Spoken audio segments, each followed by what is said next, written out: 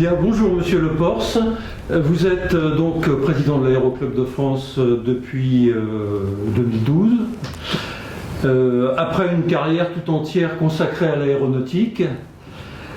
Alors pour commencer un petit peu cet entretien, est-ce que vous pouvez peut-être nous dire ce qui vous a conduit dans votre enfance ou peut-être dans votre famille à vous intéresser à l'aéronautique en général et puis jusqu'à devenir ingénieur dans cette branche? Mais tout à fait, parce que les origines sont très profondes. Il se trouve que je suis né en 1940 et à côté de Lorient.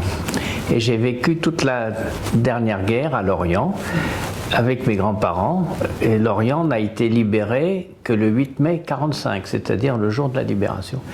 Et les 30 derniers jours de la poche, de ce qu'on appelait la poche de Lorient, toutes les nuits nous avions des bombardements épouvantables, et beaucoup de pénuries, enfin c'était une enclave en guerre, et les Américains venaient bombarder régulièrement toutes les nuits la base sous-marine, qui était un élément important.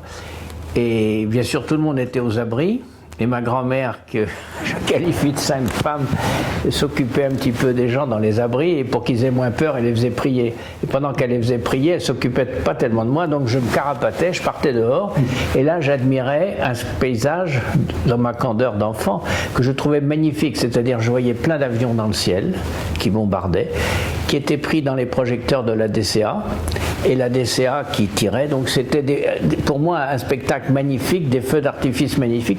Et je m'étais dit un jour je serai dans ces avions, parce que vous voyez, je ne pensais pas du tout à la guerre bien sûr, mais je me dis, j'ai eu envie ce jour-là d'être dans les avions. Et c'est comme ça que, un peu tragiquement d'ailleurs, que m'est venue la vocation de l'aéronautique. Donc j'ai fait. Vous étiez tout jeune pourtant. J'avais 5 ans, mais ça c'est des choses qui marquent. Hein, enfin, et maintenant j'habite Versailles, tout près du château, et il y a des feux d'artifice magnifiques, mais je n'ai jamais vu de feux d'artifice aussi beaux, pardonnez-moi le cynisme, que ceux que j'ai pu voir au-dessus de Lorient pendant la guerre. Donc j'ai fait des études. Et il y avait beaucoup d'Allemands à Lorient? Ah oui, il y en avait. Alors dans la poche de Lorient, il y avait, je crois que c'est entre 15 et 20 000 Allemands qui étaient restés. Hein. Oui, c'était. Et comment vous l'avez vécu, vous, ça? Évidemment, vous étiez peut-être un peu jeune. Non, j'ai vécu très mal quand même, très mal. Surtout les. Enfin, je ne vais pas vous raconter ma vie, mais les 15 derniers jours, on n'avait plus à manger, quoi. J'ai vécu 8 jours en mangeant des huîtres. Enfin, c'était, vous me direz, c'est. Quand on dit ça, on dit il a de la chance, mais quand vous avez ça matin, midi et soir, sans pain, sans rien, je peux vous dire que c'est assez difficile. Bon, et donc par la suite, j'ai fait des études normales. J'ai fait maths sup, maths spé, j'ai passé les concours et je suis rentré à l'École nationale d'ingénieurs de construction aéronautique et j'ai fait partie de la première promotion de Toulouse et je suis sorti en 1964. Et là, bien sûr, j'ai piloté, enfin, j'ai passé tous mes brevets de pilote, privés. Hein. Et à la sortie de l'école, à l'époque, on avait déjà des pré-contrats, c'était plus tout à fait comme maintenant, et j'étais pris par une société qui s'appelait la CEREB. C'était la Société d'études et de recherche d'engins balistiques, une société qui avait été créée par le pouvoir de l'époque pour faire d'une part la force de frappe avec les engins à poudre et puis le projet Ariane hein, qui s'est terminé. Et comme à l'école nos professeurs étaient tous la plupart de l'industrie, et c'était un professeur de la CEREB qui m'avait remarqué parce que j'étais passionné de pilotage et de navigation, donc il m'avait fait venir tout de suite en sortant de l'école avec lui et j'étais responsable du pilotage de ce qu'on appelait un des étages qui après a fait Ariane, qui s'appelait le VE 121. Bon, j'ai fait ça pendant 2 ans, puis après je suis parti au service militaire, au groupe de recherche opérationnelle de l'armée de l'air, mais là c'était ma tâche principale, c'était de savoir combien de Mirage 4 devaient quitter la France avec la bombe nucléaire pour avoir une chance qu'il y en ait un qui touche Moscou. Oui, c'était des calculs assez amusants. Bon, oui, c'était la pleine période vraiment de la mise en place de la force de frappe. Oui. En particulier aérienne. Ah oui, absolument, oui. Oui, il y a des anecdotes terribles sur quand on allait faire des essais de tir au Sahara, à Maguire ou autre, c'était la période, c'était vraiment des pionniers. À l'époque, vous vous rendez compte, on avait, quand je dis on, le pays faisait la force de frappe, faisait le nucléaire, on avait quand même des ressources, ce que maintenant je suis admiratif de tout ce qu'on avait réussi à faire dans ces années-là, quoi. C'était de 65 à 70, quoi. C'est la volonté d'un homme. Et une volonté politique très affirmée, ça c'est absolument, tout à fait. Absolument. Donc après mon service militaire, je suis rentré chez Crouzet, parce que Crouzet était un des sous-traitants ou des contractants de la CEREB. Crouzet faisait le dispositif de mise à feu de la bombe. Donc comme je m'étais un peu spécialisé là-dedans, la CEREB, après je suis rentré chez Crouzet. Donc je suis rentré comme ingénieur, spécialisé un peu en pilotage et navigation. Et ma première étude a été la centrale aérodynamique de Concorde. Et c'est pour ça que j'ai tendance à dire que ma carrière est très liée à Concorde, parce que mes premières études, ça a été pour une centrale de Concorde, mais analogique à l'époque. Et finalement, ma fin de carrière, c'est à peu près carrière en tant qu'ingénieur aéronautique, hein, ça a été la chute de Concorde, quoi. Vous voyez, c'était le marqueur, si j'ose dire, de ma carrière aéronautique. Donc là, je suis rentré chez Crouzet en tant qu'ingénieur d'études. J'ai monté tous les échelons, j'allais dire, et j'ai terminé, j'étais directeur général de Crouzet, chargé de la branche aéronautique. Enfin, on avait appelé ça défense, la branche défense, et communication, parce que Crouzet, on avait été les premiers à lancer les terminaux de paiement, que vous connaissez bien maintenant, et les publiphones dans les rues à l'époque. Donc on avait deux divisions. Et Crouzet avait fait beaucoup de tentatives pour regrouper les sociétés qui étaient d'aéronautique qui étaient dans le pilotage et la navigation, avec Gégère d'abord, la SFENA, la SFIM. On a fait des sociétés communes, un GIE qui s'appelait ISPENA, qui était un GIE pour le pilotage et la navigation des avions. Et ensuite, on a fait SV2, qui était Sfena Vilisi, c'était une association avec Sfena Vilisi. Et tout ça s'est terminé par le fait que Thomson a racheté tout ça. Et donc, j'ai été, entre guillemets, vendu avec Crouzet à Thomson. Et Crouzet, ça se trouvait où? Crouzet était à Valence. Moi, j'avais à peu près dans ma branche, il y avait deux branches, une branche électroménager et une branche défense et communication. Donc j'étais responsable de à peu près 1500 personnes à l'époque. Et donc tout ça, ça a fusionné, enfin a été racheté par Thales et c'est devenu Sextant Avionique.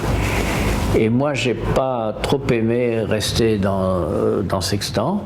Donc le président de l'époque de Thomson, qui s'appelait Gomez, m'avait offert d'être directeur général d'une filiale de Thomson qui s'appelait Thomson Lucas. C'était une filiale de Thomson et de Lucas et qui avait 4 sociétés, Bronzavia, Air Équipement, ABG SMK et Oxylec. Et donc j'étais directeur général de tout cela. Et Gomez, au bout de 2 mois, m'a dit écoutez, votre rôle, c'est de vendre tout ça. Donc j'ai vendu ABG SMK à Liber. Quand je dis c'était pas tout seul, parce que j'avais une équipe derrière moi, bien sûr. Hein. J'ai fusionné Air Équipement et Bronzavia, et vendu ça à Lucas. Et puis, je suis allé voir Gomez et j'ai dit, écoutez, moi je vous rachète Oxylec. Parce que c'était à vendre pour 1 euro, quoi, ça valait pas grand-chose. Et Gomez, qui à l'époque voulait être reconduit dans ses fonctions de président de Thomson, m'a dit écoutez, je suis embêté parce que la CGT trouve que je brade trop de trucs, mais si ça vous intéresse, allez-y, soyez le président. Alors, j'ai été président de Oxylec. Ça n'a pas duré longtemps parce qu'au bout d'1 an, Gomez m'a rappelé en me disant j'aimerais bien que vous preniez la direction de une filiale de Thomson qui s'appelle Thomson Broadcast, c'était ça, oui. Et puis après réflexion, je lui dis non, vraiment ça m'intéresse pas, je préfère rester chez Oxylec. Oui, c'était plus dans l'aéronautique. Oui, c'était plus dans l'aéronautique, plus dans mon domaine, voilà. Et puis encore un petit peu moins d'1 an après, donc, le DRH de Thomson m'appelle, c'était Martine Bidguin, que je connaissais bien.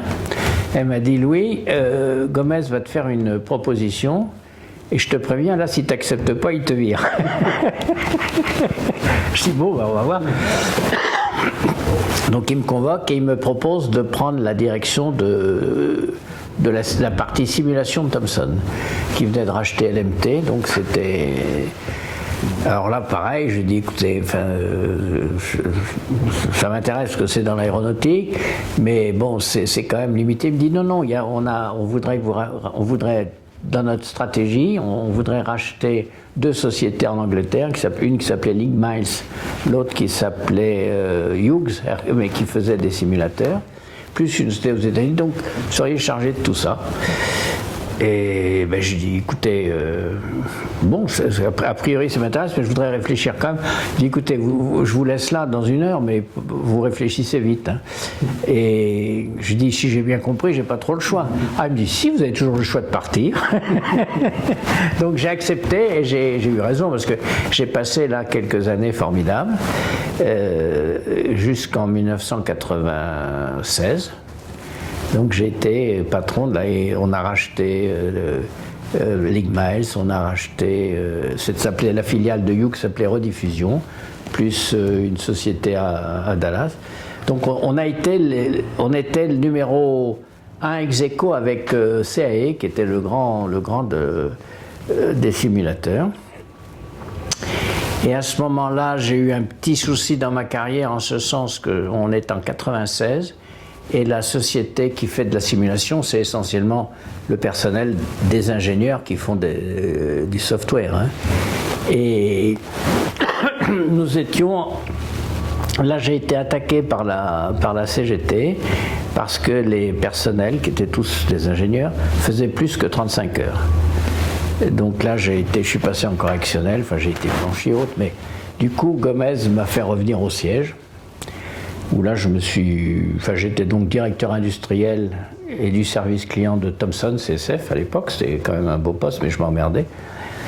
Et j'avais un ami d'enfance qui s'appelait Jean-Paul Béchat, qui était président de la SNECMA, et qui avait, lui, fait à peu près ce que j'avais pu faire avec la simulation. On l'avait fait à peu près la même chose avec les trains d'atterrissage dans Messier-Dauty. Il avait racheté des Allemands, il avait racheté des Canadiens, et il me dit, le patron de Messier-Dauty doit partir, c'est à peu près, tu as le tiers de tes effectifs en France, tout le reste dans les pays anglo-saxons, est-ce que ça t'intéresserait de prendre la suite de Dominique Paris? J'ai dit oui, pourquoi pas. Donc je suis devenu président de Messier-Dauty. Et dans une période formidable, parce qu'il y avait les appels d'offres pour l'Airbus 380, pour le Boeing 787, pour l'A400M. Donc on a gagné tous ces appels d'offres-là, j'étais assez content. Et là, dans le groupe Safran, donc ce qui était Safran simplement à partir de 2004, je crois. La limite d'âge étant de 65 ans, j'ai quitté, j'ai pris ma retraite. Et là, le GIFAS m'a demandé d'être, si je voulais pas être président de la société du Salon du Bourget, donc commissaire général du Salon du Bourget, ce que j'ai accepté, et j'ai été commissaire général du Bourget, là, donc de début 2005 à 2011. J'ai fait 4 salons, et ensuite, mes camarades m'ont demandé de l'aéroclub, auquel je suis un des plus vieux membres, hein, puisque j'ai adhéré à l'aéroclub en 1970. J'ai eu beaucoup de fonctions, j'ai été secrétaire général, je me suis occupé de la commission aviation générale de l'aéroclub. Ils m'ont demandé si je voulais bien être président de l'aéroclub, et donc je dis c'est démocratique, hein, mais je veux bien être candidat, et j'ai été élu, donc je suis ravi. Et là je termine mon mandat, parce que les statuts disent qu'après 75 ans révolus, on peut plus être membre du conseil, donc je quitte. Mais j'ai eu beaucoup de plaisir à être président de l'aéroclub. Voilà, c'est un peu succinct, mais voilà un peu ma carrière. On va faire un peu de rétropédalage. Voilà un peu ma carrière. On va retourner. Alors bon, je sais pas, toute cette carrière d'ingénieur, bon, qu'est-ce que vous en retirez, quoi? Quels ont été les moments forts, si vous voulez? Les moments forts, plusieurs. Les moments forts, c'était que, d'abord quand j'étais à la CEREM, modestement, j'avais la responsabilité du pilotage de l'engin 121. Les moments forts, c'était les tirs, quoi. Enfin, les tirs, on allait à Maguire. Et là, une fois, j'ai eu sur mon équipement, il y avait un problème à H moins quelques secondes. Donc le tir a été arrêté. Et on a mis 2 jours avant de trouver. Et là, j'avais une pression terrible de tout le monde, hein, parce que. Et en fait, c'était tout bête. C'était le PC de tir était à, disons, presque peut-être entre 800 et 1 km du pad de tir. Et toutes les informations venaient au PC de tir et les liaisons étaient dans des espèces de canalisation. Et là, il y avait un petit rat des sables qui avait bouffé les fils. Mais on a mis un temps fou avant de s'en apercevoir. Donc ça, c'était, pour vous dire, c'était des temps forts marrants, parce qu'on partait pour 8 jours et on restait 1 mois et demi, quoi. Un autre temps fort, c'était les études de la centrale anémobarométrique de Concorde, quand même, parce que c'était un bel engin. Le premier vol de Concorde, ça prenait dans la tripe, quoi. Et je vous dis, à l'époque, on n'avait pas de numérique. Tout était par analogique. Donc, sur les calculateurs de navigation, enfin, il faut sortir le chemin par un sinus phi, cosinus phi. J'étais admiratif. C'était des galets qui tournaient sur une sphère. Enfin, j'ai trouvé que les gens qui avaient fait ça en analogique étaient extraordinaires. Enfin, alors après, le numérique, ça s'est banalisé, mais on a eu des gens qui ont trouvé des idées, je trouvais absolument formidables. Absolument formidables. Et puis, grosse satisfaction aussi, ça a été quand on a réussi à gagner, quand j'étais chez Thomson Training et Simulation, on avait la confiance d'Airbus et on avait gagné presque tous les simulateurs d'Airbus, quoi. Donc ça, c'était... Et on commençait à être légal de série. Et après, chez messieurs Dauty, les grands appels d'offres, on avait gagné le train du 787, hein, c'était pas rien. Jamais Boeing n'avait donné ça à un non-américain. Et on avait gagné, bien sûr, le 340, le 330 et la 400M, qui a été aussi un programme extrêmement difficile Mais la richesse, c'était... Moi, ce que j'en tire, c'était un contact avec les hommes. Je trouve que... Alors, je ne connais pas les autres milieux, mais l'aéronautique, on a tellement de défis et de challenges que les gens se sentent... On forme vraiment des équipes, quoi, mais c'est presque fusionnel. Enfin, c'est ça qui est extrêmement agréable. On n'est jamais seul. Et on a tous une grande passion orientée vers un même but. Et là, je crois que c'est exaltant. C'est une chance de pouvoir travailler comme ça, d'arriver le matin en étant heureux de retrouver les autres, l'équipe, les affaires au point où elles en étaient hier soir. Enfin, quelque chose de très passionnant. Moi, j'ai été emballé, je dois dire que... Et quel était votre rôle alors là-dedans? Au début, c'était un rôle technique. Hein. Je faisais un rôle d'ingénieur. Après, j'ai été chargé d'animer un petit peu des équipes, et alors très vite j'ai été responsable de projet, hein, de programme, et donc d'animation des équipes, de création de programmes. Et là je veux dire que je m'étais un peu spécialisé là-dedans, puisque dans les années je crois que c'est début 80, Airbus m'avait demandé de venir faire des cours aux gens d'Airbus pour voir comment manager un programme. C'était le début des programmes, hein, et des systèmes, parce que j'étais encore chez Crouzet. Je travaillais aussi sur les centrales pour des Mirages. Et à l'époque, on était en concurrence pour les Suisses, et la notion de système n'existait pas. Et Dassault, on avait fait des démonstrations aux Suisses sur les lacs, et nous on avait un radar Doppler et puis un calculateur de navigation qui décrochait. Et on était complètement largués en précision par rapport aux autres. Et là, Dassault avait pris le taureau par les cornes, ils nous avaient tous réunis en disant voilà, maintenant il faut qu'on raisonne tout ce système. Et ça a été la découverte de ce qu'on appelait un système. Ça a l'air idiot comme ça maintenant, mais ça, je vous parle, c'était en début 70, hein. Ouais, même un petit peu avant, 67, je crois. Ça. On ne savait pas ce que c'était qu'un. Enfin, on savait pas. On n'avait pas intégré le système. Il y avait un boîtier comme ci, un boîtier comme ça, mais tout ça avait du mal à travailler ensemble en bonne intelligence. Et ça a été rendu possible par le numérique quand même, hein, qui a été une grande révolution. Et alors, bon, vous parliez des essais évidemment de fusées. Alors, c'était aussi dans une époque assez particulière, puisque on venait de quitter l'Algérie. Oui. Vous y alliez fréquemment, je suppose. Ah ben oui, on allait enfin les pattes de tir étaient à Colombéchard, à Maguire plutôt. Alors on allait à Colombéchard et puis le champ de tir était à Maguire. Et là, on était bien protégés, hein, mais on était complètement isolés, quoi. Mais on ne pensait qu'à notre tir. Enfin, on pensait à rien d'autre. Et c'est là que, comme vous dites, il y avait une volonté politique d'arriver. Et je peux vous dire que toutes les équipes n'avaient qu'un seul but, c'est que ça marche, quoi. Enfin, je trouve que c'était une ambiance que je retrouve plus maintenant. Autour d'un même but. J'ai retrouvé ces ambiances-là aussi dans l'aviation, quand il y a eu le premier vol du Jaguar, où on faisait le calculateur de navigation. Enfin, tout le monde participait. C'était plus, c'est un mot à la mode maintenant, mais collaboratif que peut-être que maintenant, quoi. Mais ça, maintenant encore, il y a de belles choses à faire, hein, c'est formidable. Mais vous étiez un peu à cheval sur le civil et le militaire, quoi. Oui, complètement. À la fois, c'était un peu... mais au départ, complètement militaire, hein. Mais on s'est orienté vers le civil. Et là, aussi, pour vous livrer une anecdote, j'étais donc chez Crouzet responsable de la partie navigation, pilotage navigation, centrale aérodynamique. Et à la même époque, on a eu un appel d'offres pour l'avion d'assaut Mercure et un appel d'offres pour le début d'Airbus. Ça, c'était un Airbus A300, je crois, je ne me rappelle plus très bien.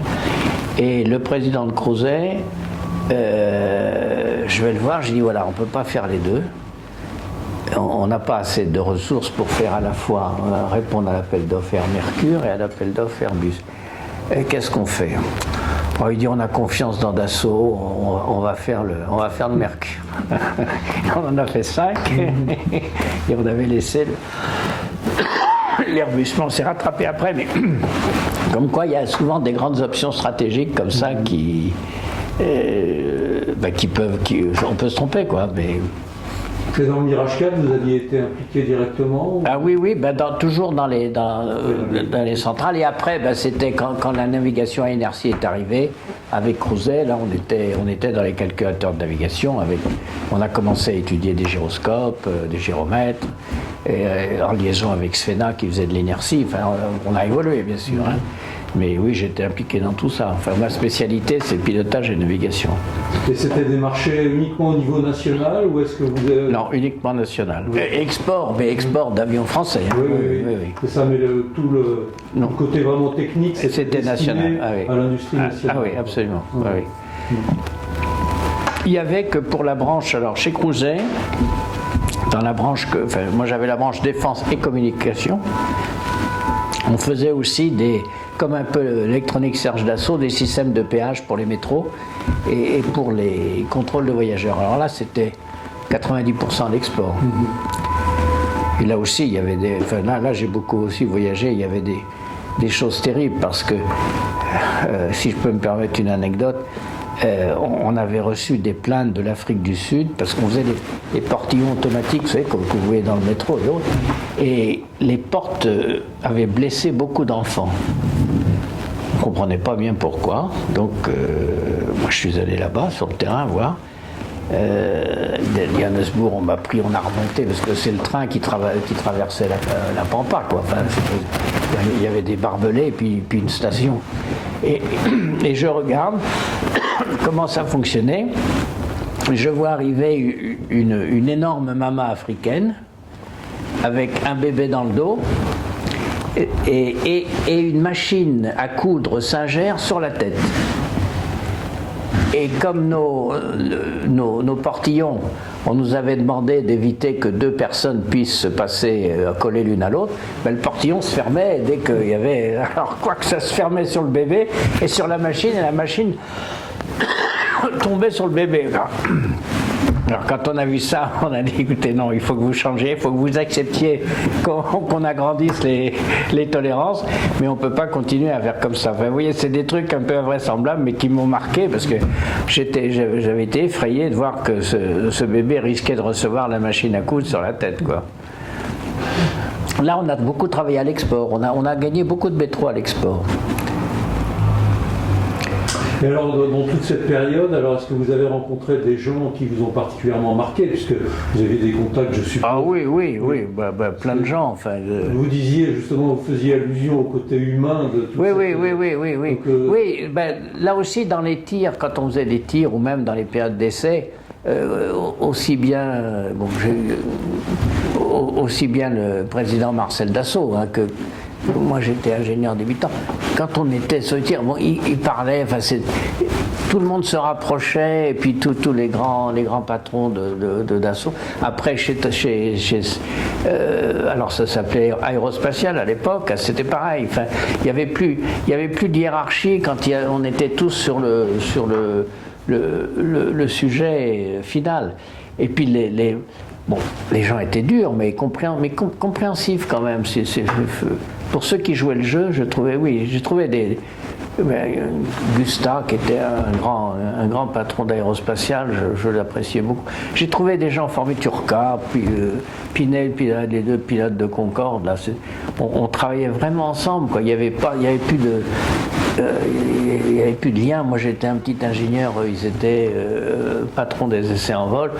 On travaillait sur les mêmes schémas, les mêmes équations, et puis tout se passait bien, quoi. Il y avait ça a été quelque chose d'important. Et ce milieu, je trouve aussi, est intéressant parce que ça gomme un peu les hiérarchies, quoi. Qu'on retrouve après, évidemment, mais dans des moments difficiles, je trouve que on ne reportait pas la responsabilité sur le petit ingénieur du bout. Là, tout le monde est bon, mais qu'est-ce qu'il y a, comment on peut faire? Tout le monde s'y mettait pour essayer de résoudre les problèmes. Et ça pour ça, moi, je suis resté. Enfin, je considère que j'ai eu une chance inouïe dans ma carrière, quoi, d'avoir fait un métier qui me plaisait et de côtoyer des gens formidables, quoi. Et ici à l'aéroclub, je suis rentré à l'aéroclub en 70. Il y avait encore Franck, qui était patron de l'électrisme, mais c'était le premier combat aérien homologué de l'histoire, hein. Joseph Franz. Oui, Joseph Franz qui était là, je l'ai vu, j'ai vu Bellonde qui était là. Enfin, on avait Klosterman avec qui j'étais devenu très très ami, puisque dans une période, j'ai été aussi président d'une filiale de Cruiser. On m'avait demandé de m'en occuper, qui était Badin Cruiser, qui faisait des équipements pour l'aviation générale. Et on avait vendu beaucoup à Cessna, grâce à Klosterman, qui était patron de Cessna France. Et donc on a passé beaucoup de séjours avec lui. Enfin, j'ai passé à Wichita, et c'est un homme que j'ai beaucoup apprécié. Pareil, mais il me séduisait, c'était un conteur extraordinaire, et il me racontait que des histoires de pêche au gros, et j'avais pratiquement jamais d'avion, quoi. Mais il avait tout écrit. Ah oui, c'était. Oui, j'ai rencontré des gens assez formidables, oui. Ouais. Alors, donc vous étiez toujours sur le terrain, enfin, toujours, souvent sur le terrain. Oui, toujours, oui.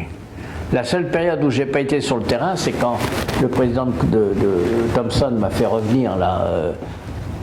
Pendant mon procès où j'ai été au siège, ça a duré 18 mois, où là, j'étais pas. Moi, ce que j'aime bien, c'est animer des équipes, prendre des risques, bouger, quoi. Hein. Donc c'est un travail quand même axé largement sur le relationnel, quoi, finalement. Oui, puis, relationnel, oui, mais avec des connaissances quand même. Enfin, pas se laisser raconter n'importe quoi. Mais... Et est-ce que ça. La vie de famille était compatible avec cette... Oui, mon épouse a été... D'abord, mon épouse, quand on s'est marié, elle ne pilotait pas. Donc elle a appris à piloter pour pouvoir me suivre, si j'ose dire. Parce que beaucoup de nos week-ends, on les passait sur les terrains. Et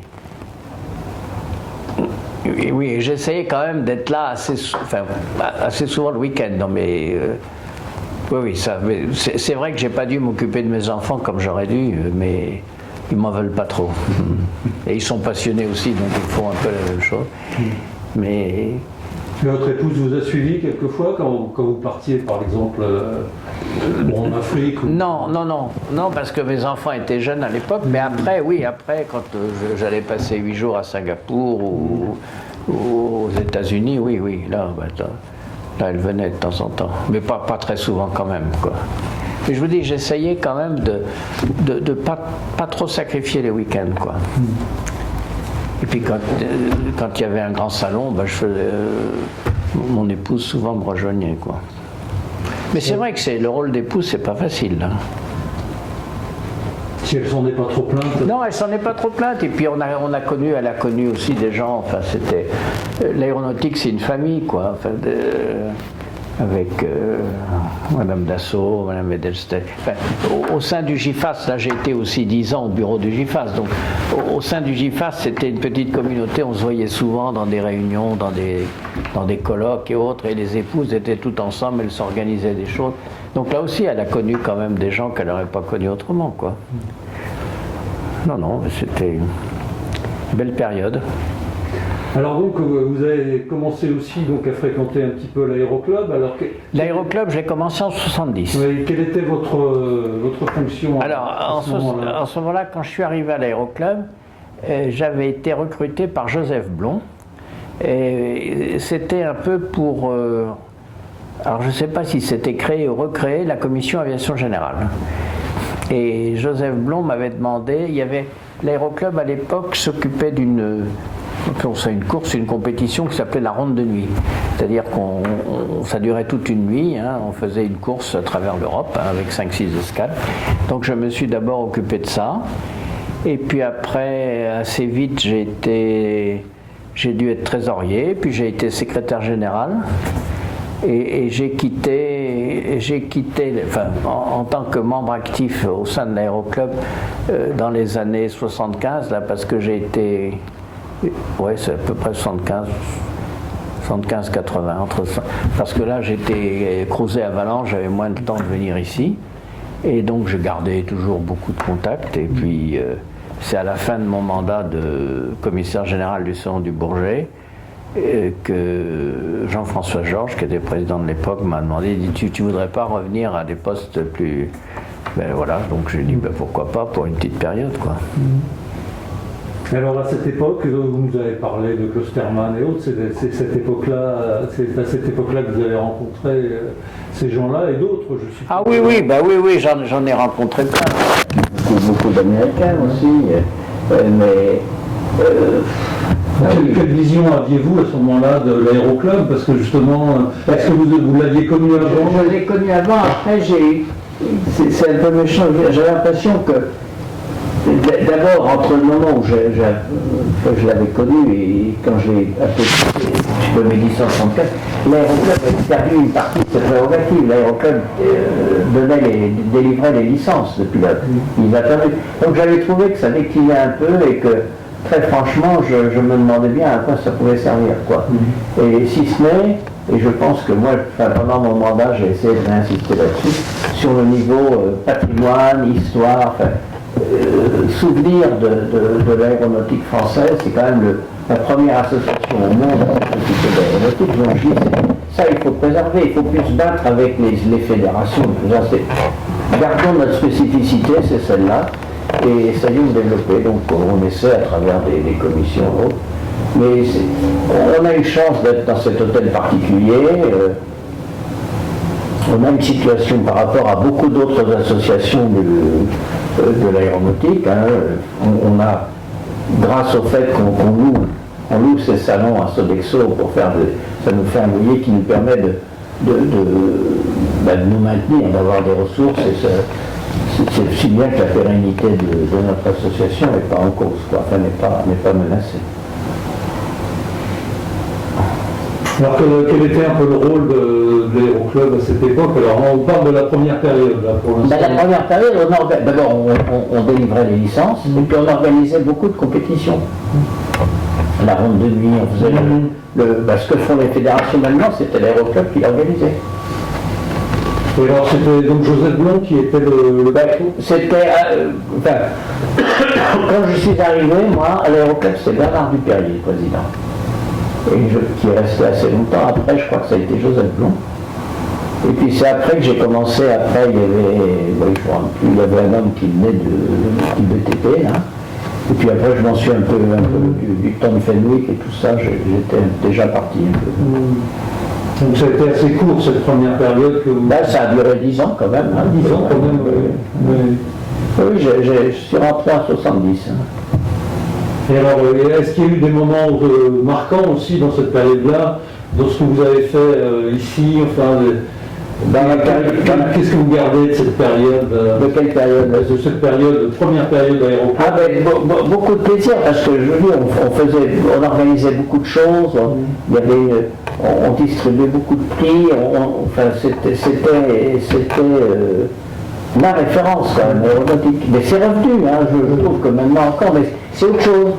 C'est plus nous qui organisons les championnats du monde, à l'époque on organisait les championnats du monde de pilotage, de précision et autres. Maintenant sur les fédérations, mais c'est bien. Donc le rôle a changé, il faut savoir évoluer aussi. Mais là on est beaucoup plus proche maintenant, je crois, de l'armée de l'air, de la DGAC, tous les gens du ministère de la Culture qui s'occupent du patrimoine. On a pris plus cette option et puis quand même des événements. On est quand même, plus que tout autre, je crois, la mémoire de l'histoire aéronautique de notre pays. C'était pas le cas à l'époque alors? Moins. Vous aviez moins de relations avec les autres institutions, par exemple? Je trouvais, oui. On avait des relations, mais elles n'étaient pas aussi proches. Pas très codifiées, pas très régulières. C'est comme ça que je le percevais en tout cas. Par exemple le musée de l'air, Non, pas vraiment, je le ressentais pas comme ça. Et au niveau personnel, c'est pareil, il n'y avait pas de relation étroite avec les... C'était même le contraire. Avec le ministère, avec le... Il y avait souvent des relations un peu presque de conflit d'intérêts, si vous voulez. Ah oui, d'accord, c'était plus la concurrence. Les gens avaient un ego peut-être un peu plus fort que celui qu'on a maintenant et... Chacun avait l'impression peut-être d'avoir... Oui. Il y avait le général Cuffot qui était directeur général, qui était ancien de Normandie-Lemaine, c'était pas... Ça ne s'est pas approché comme ça, Dupérier c'est pareil, c'était l'aéro de la guerre, L'Aéroclub était presque plus militarisé, d'inspiration plus militaire, peut-être un peu. Oui. C'était les anciens aviateurs. Oui, absolument, tout à fait, plus que... Oui. C'est ça qui faisait peut-être un peu la différence. C'est peut-être la différence, oui, vous avez raison. Donc il y avait tous les anciens héros de la guerre. Oui, mais pourquoi c'était comme ça? Parce qu'on sortait de la guerre, c'était les pauvres, même s'ils étaient civils avant, après ils ont été militaires pendant la guerre, quoi. Mais il y avait peut-être quand même une certaine tentation de vouloir entretenir quand même cette... un peu. Et peut-être ça créait des... Moi je le ressentais d'abord, je le ressentais comme étant comme ça, et puis il faut savoir qu'à l'époque, en 70, l'aviation générale était très forte à l'époque, on avait des constructeurs, on avait Socata, on avait Vasmer, on avait Robin, on avait Cessna, on avait, j'en oublie, mais elle n'existe plus pratiquement cette aviation générale. Et puis il n'y avait pas encore on faisait la caravelle, mais c'est tout. On n'avait pas encore une puissance en aviation civile que l'on a maintenant. C'était un peu le reflet de la société, de la famille aéronautique de l'époque. Donc une relation un petit peu mitigée, disons. Moins forte que maintenant, mais j'étais pas non plus au même poste, donc je ne suis pas sûr que mon jugement soit pertinent. Est-ce qu'il y avait des points faibles et des points forts qui vous apparaissaient nettement dans cette période-là? Je trouve que dans cette période-là, l'Aéroclub de France avait peut-être plus de notoriété reconnue de la part de tous les acteurs aéronautiques que maintenant. les fédérations ont pris leur indépendance. Le GIFAS a pris des distances aussi parce qu'il est devenu de plus en plus fort grâce à l'industrie. À l'époque, on trouve qu'on était plus près. La famille aéronautique dont on faisait partie était peut-être plus resserrée, si vous voulez. Hein. L'aéroclub comptait plus peut-être à cette époque-là. Oui, mais on compte encore beaucoup, si vous voulez. Je m'aperçois qu'on reste une espèce de caution morale pour beaucoup de choses. On est un peu la vieille dame, mais la vieille dame qu'on respecte, quoi, et qu'on ne peut pas écarter parce qu'on a quand même encore des grandes valeurs, quoi. Mais à cette époque-là, il y avait aussi beaucoup de célébrités qui fréquentaient l'aéroclub. Mais non, c'était le must. La communauté aéronautique n'aurait pas pu imaginer ne pas faire partie de l'aéroclub. C'était le club un peu select de l'aéronautique. Maintenant, ça l'est moins. On voit, l'industrie, les industriels maintenant se passent très bien de l'aéroclub. Hein. Le patron d'Airbus, le patron de Safran. Bon, à l'époque, il voulait être dans l'aéroclub, mais entre-temps, il y a plein d'associations qui sont faites. Il y a l'association, il y a le GIFAS, il y a le GIFAS, enfin l'équivalent du GIFAS qui est européen, il y a la 3AF, il y a l'Académie, enfin, il y a tout un tas de...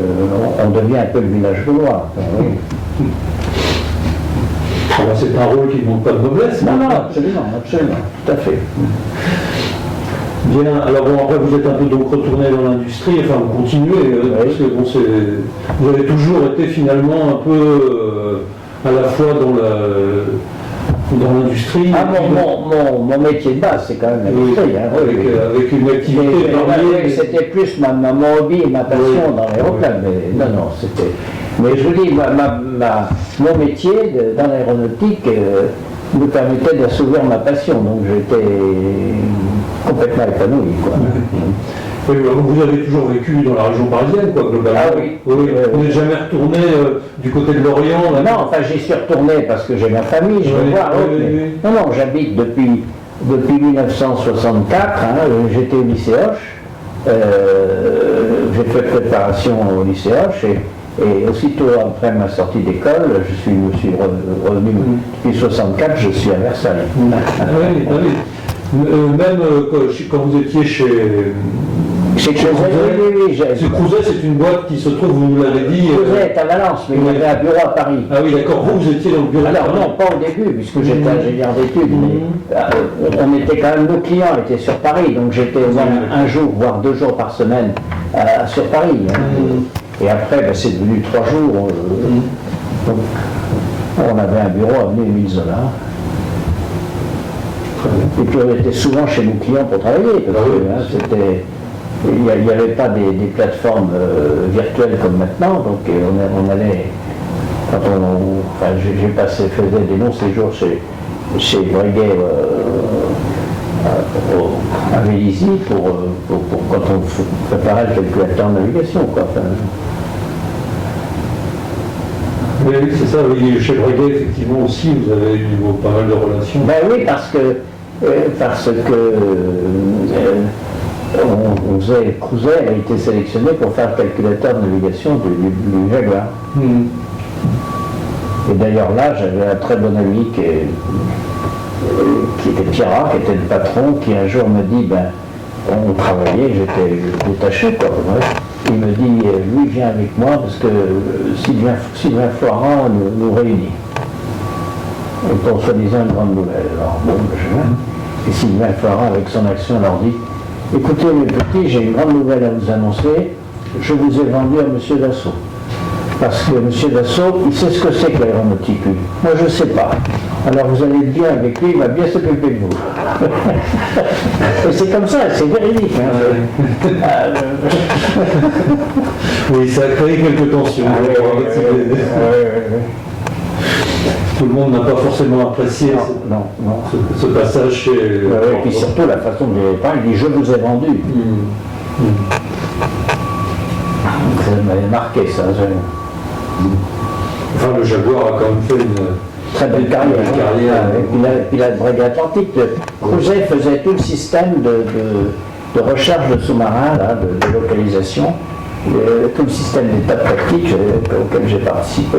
Et là aussi, au départ, c'était analogique, avec des projecteurs, des machins, et après, quand c'est devenu digital, ça a été. Mais le brigade atlantique, c'était un énorme marché. On avait des grandes tables tactiques d'1 mètre sur 1 mètre. Et là aussi, moi, quand on a fait la rénovation, et donc j'étais ingénieur en chef, je dis il faut que j'aille voir comment les marins s'en servent quand même. Donc j'étais allé à l'NBA, j'avais passé 15 jours avec eux. Et pour me visiter, ils m'avaient mis dans la bulle du brigade atlantique et on partait en mission pour 12 heures. Et pendant des heures, ils tournaient au ras des flots, j'avais l'impression d'être à 3 mètres du jour, j'étais pas. C'était un visitage, c'était amical. Au moins on pouvait voir dans quelles conditions ils travaillaient. Comme ça, vous avez fréquenté tous les hauts lieux de l'aviation française. Je suppose que vous étiez à Istres. Ah oui, j'étais partout.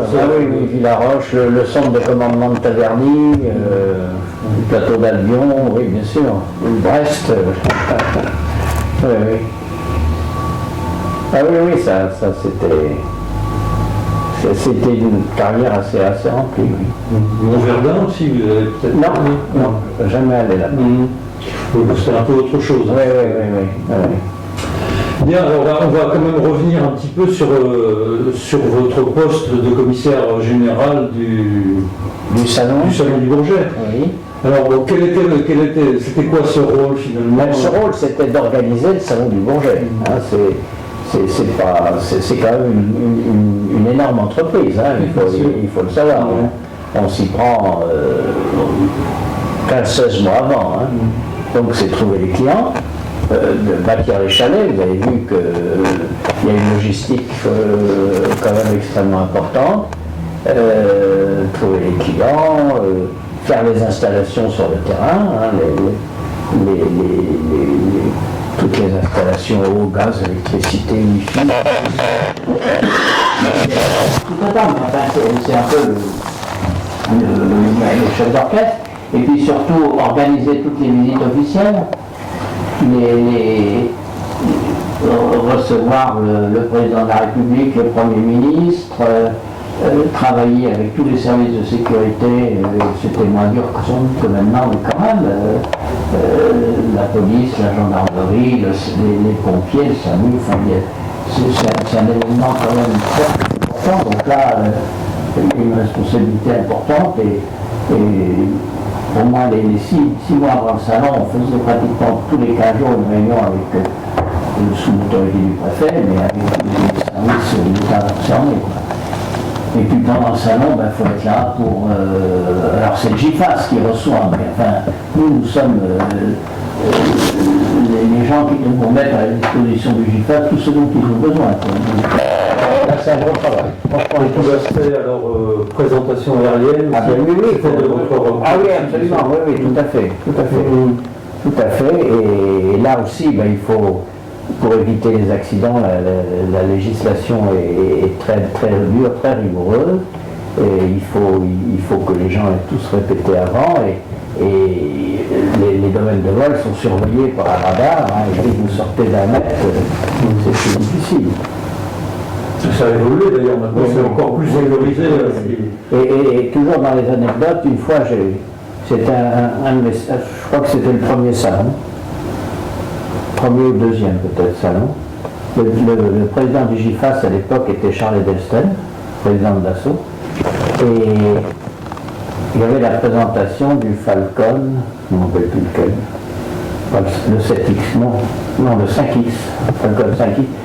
Et c'est un des derniers vols de présentation que faisait KRV. Et donc, il s'est lâché un peu, il est sorti du domaine de vol, il a fait du KV2. Et donc, la loi, c'est interdit de vol pour le reste du salon. Alors, je vois à Delsten, j'ai dit, écoutez, je suis très emmerdé, mais il faut que j'applique la loi, et il dit, pas musique. Pour ça, il a été dit. Ça nous a fait plaisir, il avait envie de faire ça, mais bon, je vous comprends, appliquer la loi. Et là, j'ai trouvé des patrons du GIFAS qui faisaient confiance et qui étaient très bien. Il était remplacé, alors quand même, ça n'a pas... Oui, mais c'est un autre. Oui. Alors je le vois souvent, je dis vraiment tu m'as mis... Mais il me dit écoute, c'est pas de ma faute, je sais pas, il y avait un problème de pilotage, d'aileron, je peux pas raconter. Oui, il y avait eu le précédent du NIG qui crachait quelques années auparavant. Ah oui, là, enfin, et c'est valable pour mon successeur, et mes successeurs, je crois qu'on peut plus se permettre d'avoir un accident au Bourget. Si on a le prochain accident, les écolos vont monter au créneau et on ne pourra plus faire de salon de Bourget. Là aussi, toutes les relations avec les communes, parce qu'on envoie tous les lycéens en classe verte pendant toute la durée du salon, parce qu'il y a trop de bruit. Enfin, on a une très bonne équipe, hein, mais c'est quand même du beau travail. Là, j'en ai fait 4, mais j'étais assez content d'avoir terminé. Oui, c'est quand même très fatigant. C'était un contrat à durée déterminée ou... Non, en principe, c'est le GIFAS qui nomme les commissaires, qui est membre du bureau du GIFAS. Et généralement, c'est un peu comme les présidents des grandes sociétés se répartissent les rôles. Et SNECMA devait être, le commissaire général du salon devait être à SNECMA. Et donc c'était un monsieur SNECMA, parce que ma mémoire n'est pas, qui a fait le premier, et le GIFAS n'a vraiment pas été content. Et Deschamps, qui était président de SNECMA, m'a dit, c'est Bonnet, il m'a dit oui. Le GIFAS ne veut plus de Bonnet, on a encore un an pour la présidence du salon de SNECMA, je ne voudrais pas qu'on la perde, est-ce que tu veux bien y aller pour un an? Bon.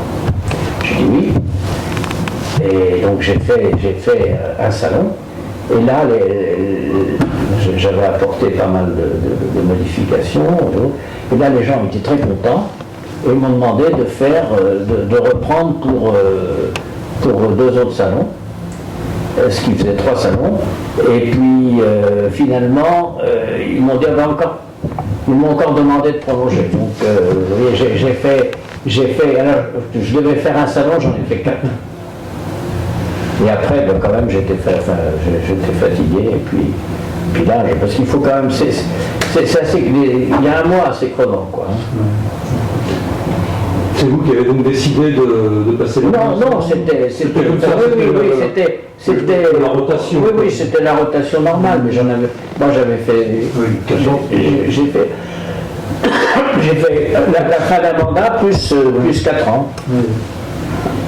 Et alors, qu'est-ce que vous avez rencontré comme problèmes principaux dans ce type d'organisation? Alors, est-ce qu'il y a des choses qui ont été vraiment compliquées à mettre en... Oui, les choses, alors je peux vous dire, les choses les plus compliquées que j'ai eu à régler, c'était les visites la visite du président de la République Sarkozy. Mon premier salon c'était avec Chirac, ça s'est bien passé, tout était bien défini. On avait organisé le circuit, alors comme d'habitude on était en retard, alors je lui disais, Monsieur le Président, on est très en retard, là, vos services me font dire, oui, le USA, il nous emmerde un peu. Et puis alors après, on allait à un autre sens, alors il se tournait vers moi, il dit, oui, on va se faire engueuler. Hein. Vous voyez, c'était très sympa. Il n'a quand même pas tâté le cul des avions. Non, le cul des hôtesses, c'était pas loin, quoi, hein, vous voyez. Et alors, par contre, avec Sarkozy, il voulait faire un discours, il voulait une salle, pas une salle. Enfin, on a eu 8 jours épouvantables où 2 fois par jour, on changeait le circuit, Une fois, il voulait faire un discours avec un petit comité, la fois d'après, il voulait faire un discours avec 2000 ouvriers en bleu de chauffe. Enfin, on a failli à maintes fois lui dire, écoutez, on ne va pas faire venir des ouvriers en bleu de chauffe, ils vont se sentir vexés, ils ne viendront jamais. Enfin, ça a été vraiment le plus dur, ça, vous voyez. Plus les problèmes de sécurité, parce qu'il y a toujours... c'était pas encore Vigipirate, mais facile un petit peu quand même à la fin. Donc, il y avait un policier qui s'était fait voler son talkie-walkie, il y avait des bouches d'égout qui avaient été ouvertes sur le salon. Donc toute la nuit, le GIGN a fouillé les égouts.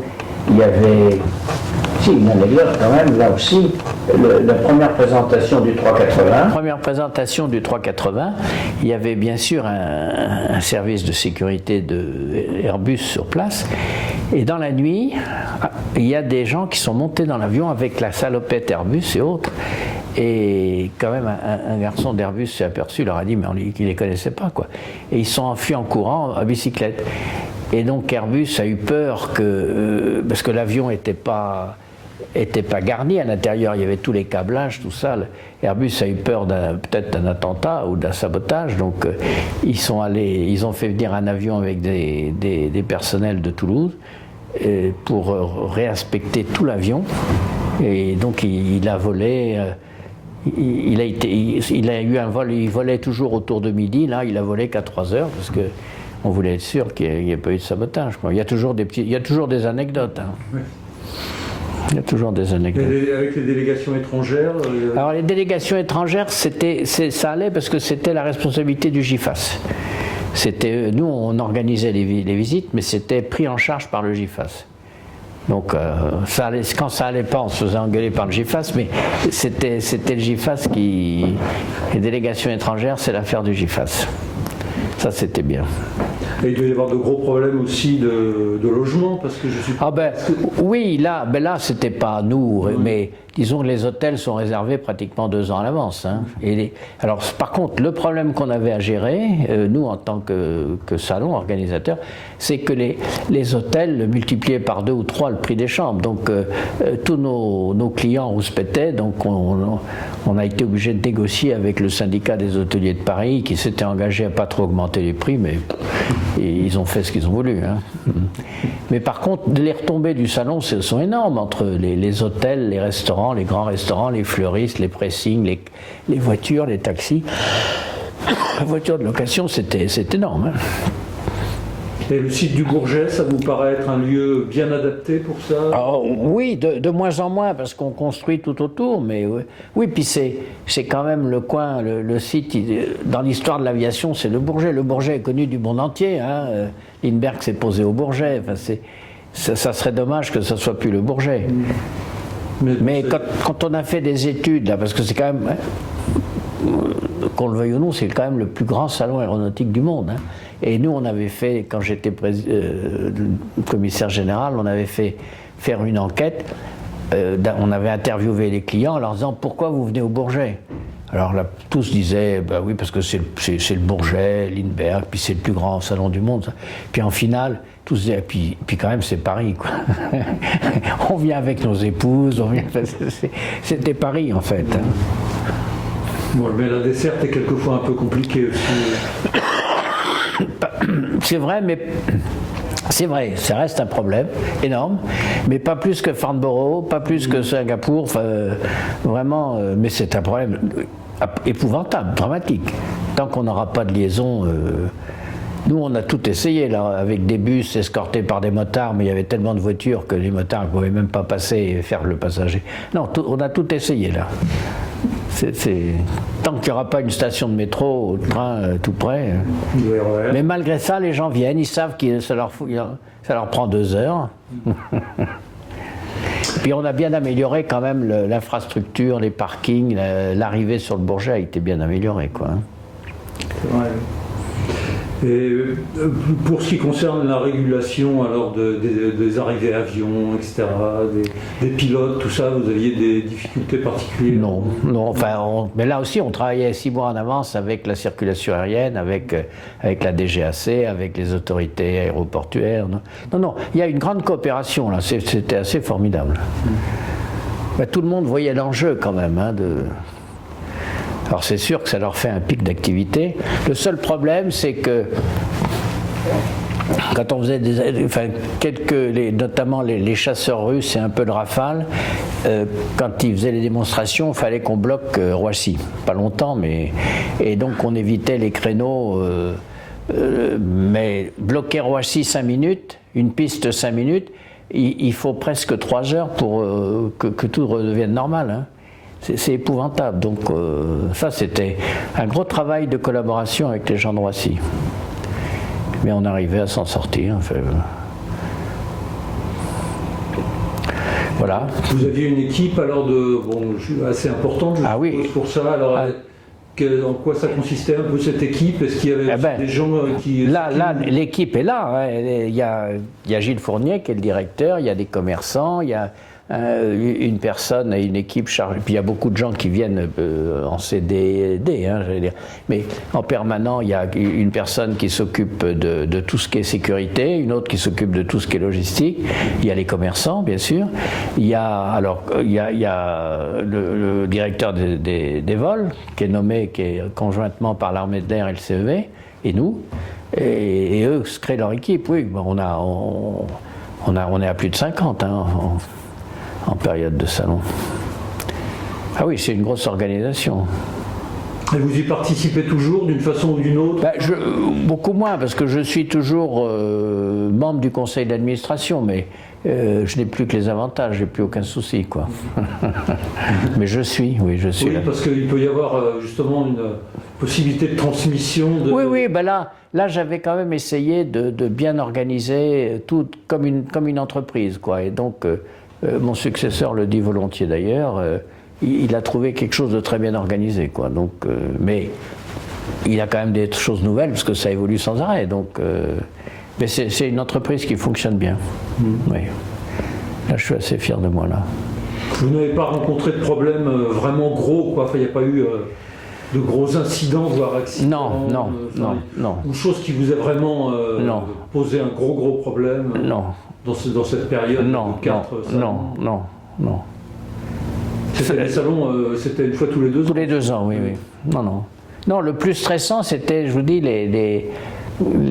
avec Sarkozy, là, les visites, les hangars, les discours, parce qu'il changeait souvent, d'opinion, quoi. Et il y avait des ministres aussi qui venaient. Ah ben là, plein, oui. Ah ben il y a des ministres, il y en avait à l'appel, hein, ça. Et ça posait pas de problème. Ça posait pas de problème, non.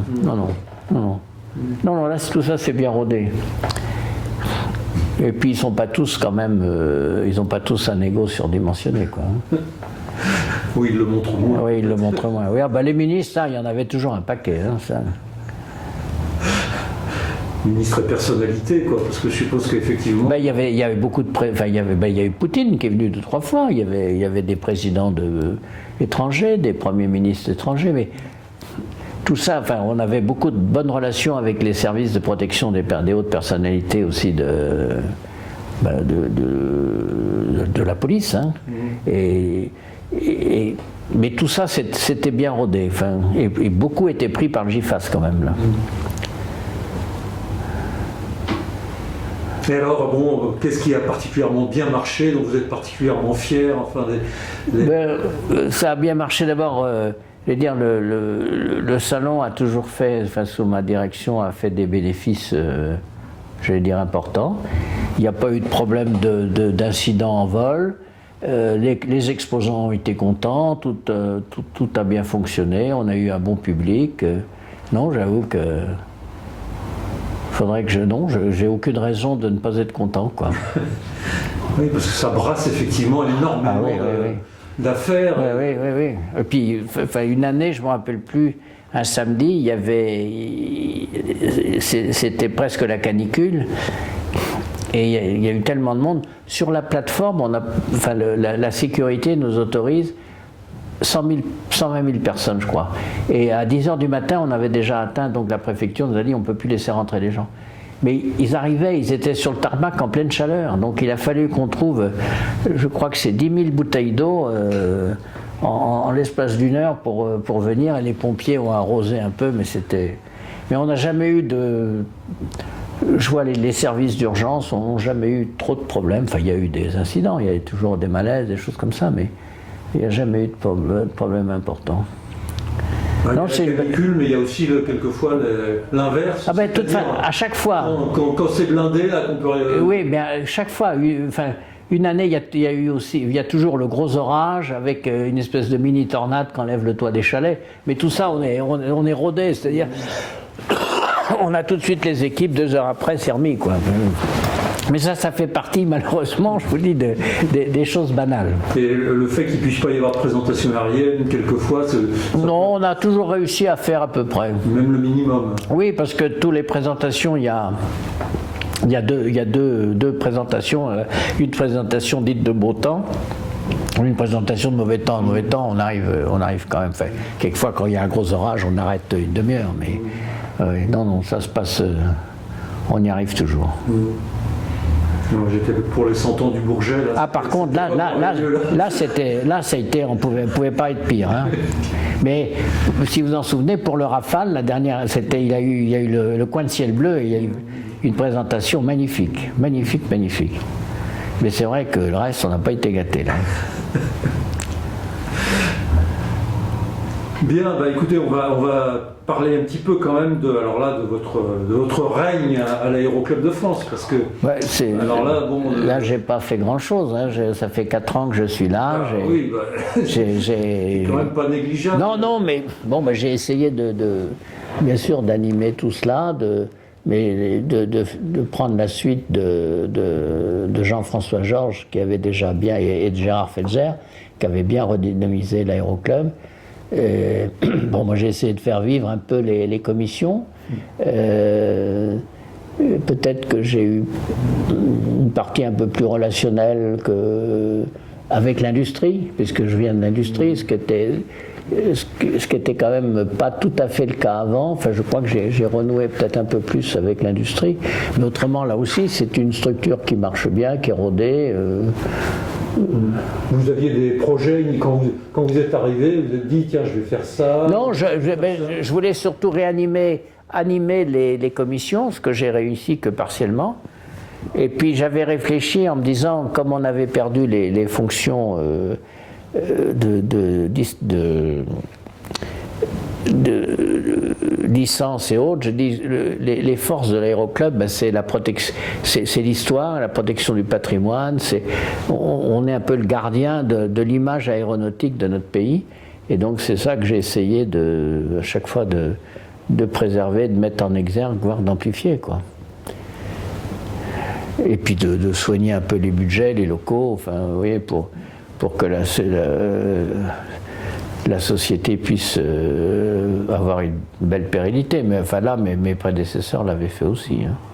C'est donc votre prédécesseur qui vous a un peu coopté, quoi, qui vous a demandé de...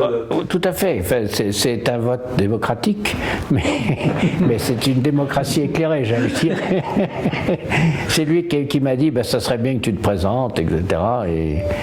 Et avec, bien sûr, l'assentiment de tout le conseil. Hein, donc, parce qu'ils avaient envie d'avoir un industriel, quoi, qui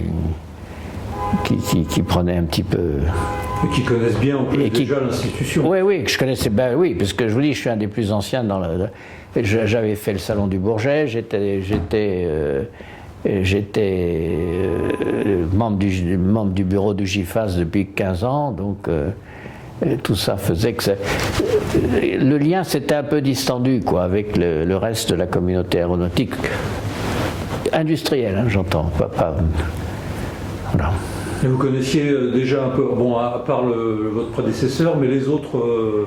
J'en connaissais quand même pas mal, parce que j'avais gardé des contacts, et puis on meurt pas tous très vite quand même. Enfin, donc les gens qui étaient là avec moi entre les 70 et 80, il y en avait qui restaient, quoi, quand même. Puis je vous dis, je venais quand même régulièrement, enfin j'étais pas actif, mais je venais. Et il y avait une collaboration avec les anciens patrons de l'Aéroclub, ou comment... Pas vraiment. Même avec Gérard Felzer Pas vraiment, enfin j'ai pas le sentiment, mais avec les commissions, oui. Mais là, quand Gérard était aux manettes, moi je suivais déjà moins, parce que j'étais très pris avec mes histoires Thomson. Enfin, c'est Gérard qui a eu l'idée de louer, donner en location tout cet hôtel particulier à Sodexo.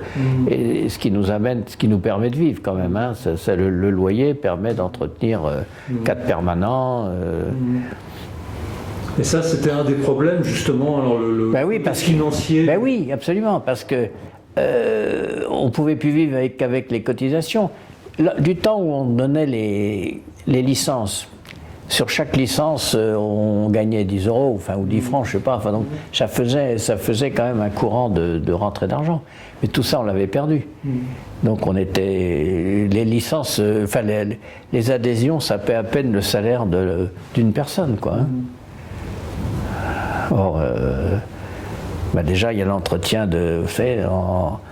en taxes foncières et autres, ici, c'est quand même pas... Alors on sous-loue, hein, la 3AF, un tas d'associations. Mais l'aéroclub a des subventions tout de même, non? Non, pas du tout. Aucune.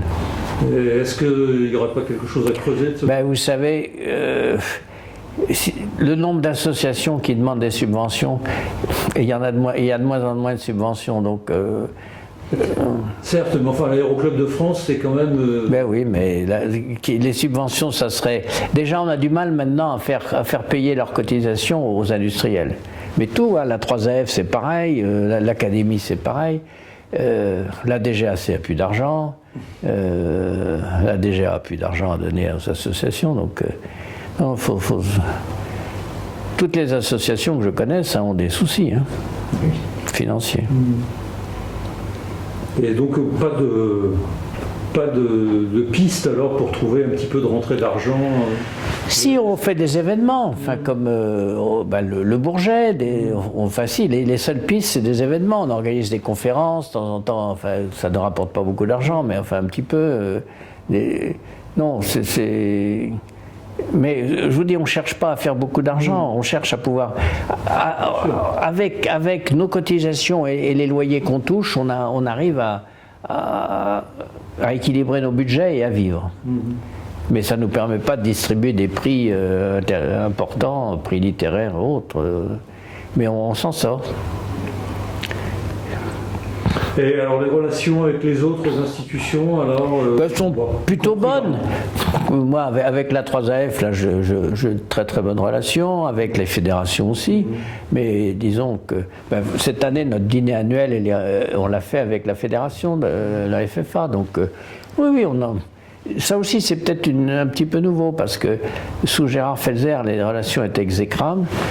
Mais pour quelle raison ? Je ne sais pas. Ça tient à des personnes, je pense. Avec Jean-François Georges, il avait bien reconstruit les bonnes relations.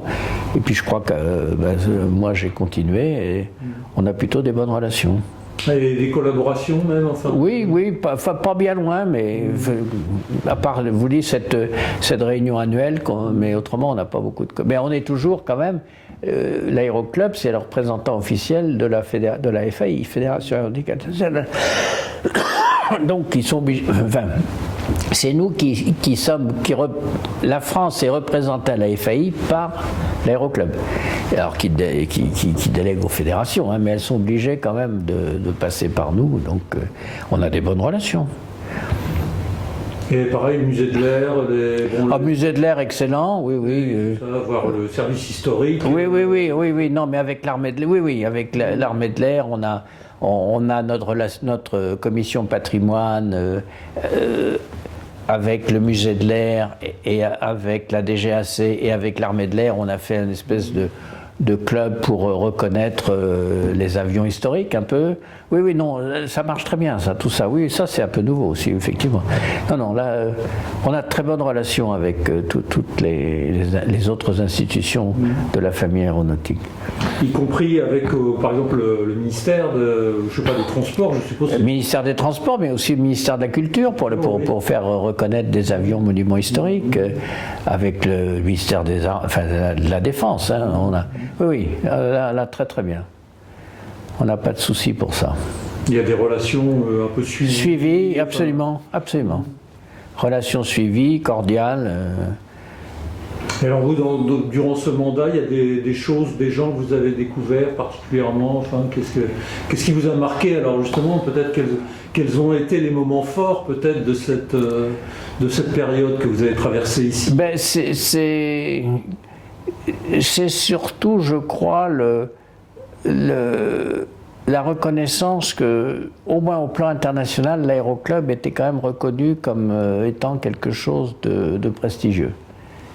ce qui m'était un peu sorti de la tête. Et je m'aperçois on est quand même une référence. Et puis, aussi au niveau de l'armée de l'air, chef d'état-major de l'armée de l'air, directeur de l'aviation civile, pour eux, l'aéroclub représente quelque chose. Nous sommes des interlocuteurs légitimes et respectés. Et ça m'a beaucoup, ça m'a impressionné parce que je ne m'attendais pas à ce que ça soit à ce niveau-là, si vous voulez. Hein. Et donc c'est très bien. Alors ça représente quoi l'aéroclub? Alors en termes de personnel par exemple nous sommes... votre équipe, quoi. Il y a 6 personnes, hein, il y a 6 personnes, mais l'aéroclub est une association, donc on a une société pour faire des opérations commerciales, hein, qui s'appelle Air Galilée. Donc c'est Air Galilée Air Galilée a pratiquement tous les salariés, l'aéroclub n'a qu'un salarié, et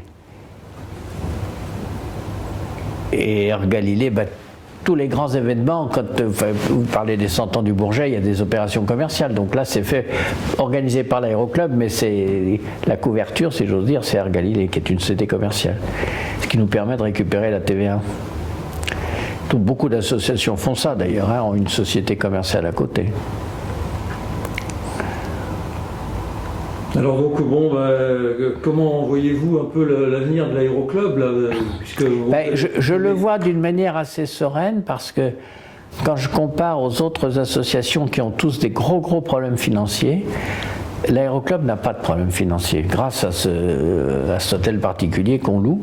Donc je pense qu'il n'y a aucune raison que l'aéroclub ne reste pas cette espèce d'étalon du prestige aéronautique du pays, quoi. Et ça, c'est bien. Non, moi, j'ai pas de souci pour l'aéroclub. Je pense que ça restera une bonne institution représentant dignement l'industrie, enfin, pas l'industrie, mais l'aéronautique française, dans la grande famille. D'autant plus qu'il s'appuie aussi sur toute une série de bénévoles très actifs. Ah oui, là par contre, alors on a beaucoup de bénévoles, oui, il y a des gens... L'intérêt, c'est qu'on a des gens passionnés, quoi, qui viennent, qui comptent pas leur temps. Non, c'est ça qui est formidable. Hein. Oui. C'est une association, hein, vraiment. Et là encore, on retrouve aussi la vie associative, de gens passionnés, qui ont envie de se donner sans contrepartie, mais simplement pour le plaisir de faire quelque chose qui profite à tout le monde, quoi. Ah oui, on a quand même pas loin de 800 membres, hein, donc, et là-dedans, il y en a beaucoup qui sont très très actifs. Hein. Et puis avec une grande diversité de capacités diverses, d'expériences. Absolument, c'est ça la force aussi, oui. C'est sûrement quelque chose encore peut-être à développer. C'est-à-dire que on met les gens en relation, quoi. Enfin, vous voyez, c'est là aussi l'intérêt, c'est que quand quelqu'un a besoin de quelque chose, on sait où le trouver dans nos membres et on les met en contact. Et ça, on le fait souvent. C'est pour le plaisir de tout le monde, d'ailleurs. Voilà, je crois. Donc, c'est pas terminé puisque vous avez encore quelques 2 mois. 2 mois, oui. Mais enfin, un petit bilan peut-être de cette expérience. Moi, j'avoue que ça m'a. C'est un bilan très positif pour moi. D'abord, j'ai trouvé des gens aussi passionnés, dévoués. Que j'avais trouvé dans l'industrie, et ça a été pour moi un grand plaisir, et de voir qu'il y avait des gens qui étaient capables de passer autant de temps pour simplement préserver notre patrimoine aéronautique et l'image aéronautique de la France. Je trouve ça merveilleux, quoi. Donc il y a un petit sentiment de patriotisme aussi et de fierté. Donc moi j'ai été très fier de pouvoir être président de l'aéroclub pendant 4 ans. Et quelle va être votre activité alors après, enfin à titre plus personnel, si c'est pas indiscret? Non, c'est pas indiscret.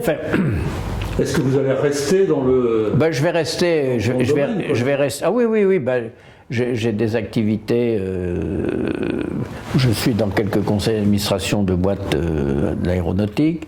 Et puis j'ai moi-même une petite activité je dirais de business angel. Je mets un peu d'argent dans des sociétés que je suis. Donc Mais Continuer, quoi. ben oui, là je m'en suis pas occupé. Maintenant, il faut que je cherche justement ce que je vais bien pouvoir faire. Et Vous allez retourner un peu dans l'industrie. ben, je vais me replonger, je vais lancer des lignes là pour voir.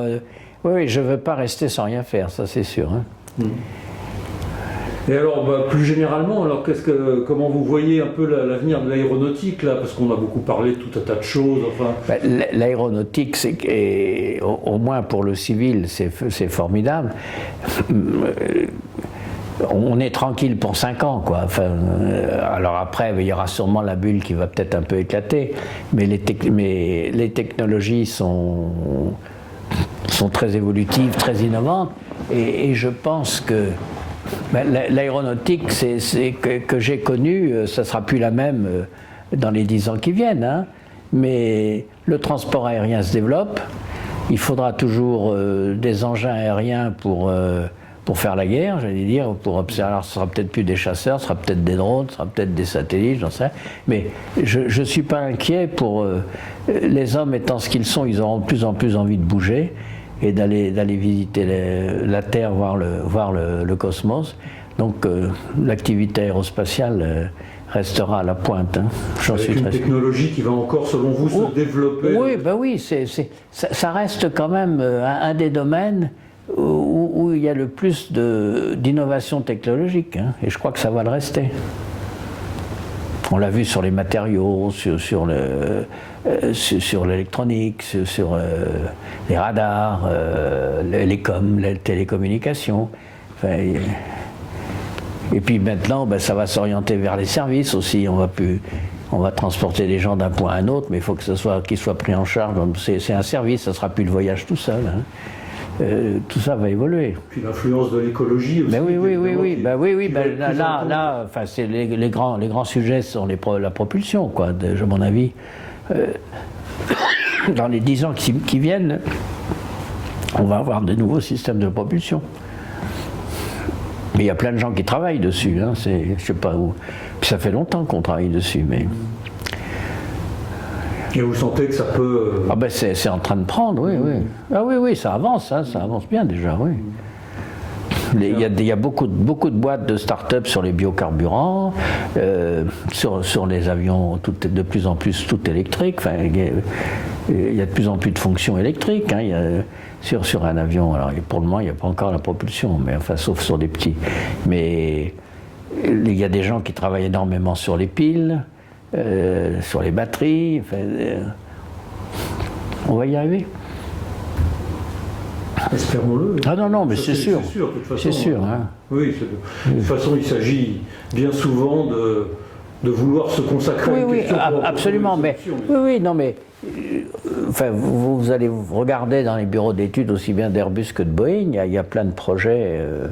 Alors tous plus, on pourrait dire plus farfelus les uns que les autres, mais avec quand même appuyés sur des faits précis et des innovations qui vont arriver. Hein. Alors moi je suis très optimiste sur l'avenir de l'aéronautique, l'avenir de l'aéroclub et sur l'avenir de notre pays en général. Et il ne faudrait pas qu'on oublie qu'une des forces de la France c'est quand même son aéronautique. Il ne faudrait pas trop que les gouvernements nous laissent à coup. Hein. Sans aide pour pouvoir maintenir notre avance, quoi. Hein. Ce qui est un danger, parce qu'on dit écoutez, vous allez tellement bien, on ne va pas vous donner d'argent pour faire des recherches. Hein. Bien, écoutez, voilà, mais merci de la question. Oui. Peut-être pour conclure, alors, est-ce que je pourrais vous poser une question à titre plus personnel? Est-ce que vous avez eu l'occasion de continuer à voler vous-même personnellement? Oui, j'ai beaucoup volé, mais j'ai eu des petits problèmes d'yeux il y a presque 10 ans maintenant, ce qui m'a empêché de voler en tant que pilote. Mais j'étais à côté, mais j'ai pris beaucoup de plaisir à voler et j'ai pris ça m'a fait beaucoup de peine de ne plus pouvoir le faire, hein, je dois dire. Mais bon, l'âge aidant. Oui, ça c'est comme ça. Donc, écoutez, merci de nous avoir apporté tous ces souvenirs d'une carrière vraiment très, très diverse. Mais très riche. quand même uniquement aéronautique. Hein. Ouais. et uniquement aéronautique, mais d'une grande diversité. Oui. Parce que, effectivement, qui a toujours été... Du ingénieur de base à manager et président de société, quoi. Donc j'ai fait, je dois dire, j'ai fait de toute la gamme. Écoutez, merci d'avoir voulu nous en parler. Je vous en prie, merci beaucoup.